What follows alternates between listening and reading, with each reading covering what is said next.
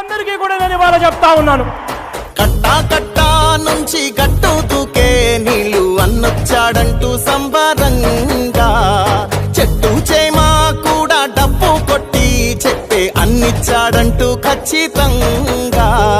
పల్లె పల్లెలో నా ఇల్లు ఇల్లు చేరే సంక్షేమమే సక్రమంగా, తాతాబా నుంచి అక్క చెల్లి తమ్మి చెప్పేది ఒక్కటేగా.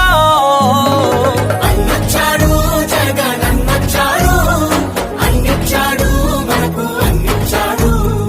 అన్నొచ్చాడు జగన్ అన్నొచ్చాడు, అన్నిచ్చాడు మనకు అన్నిచ్చాడు.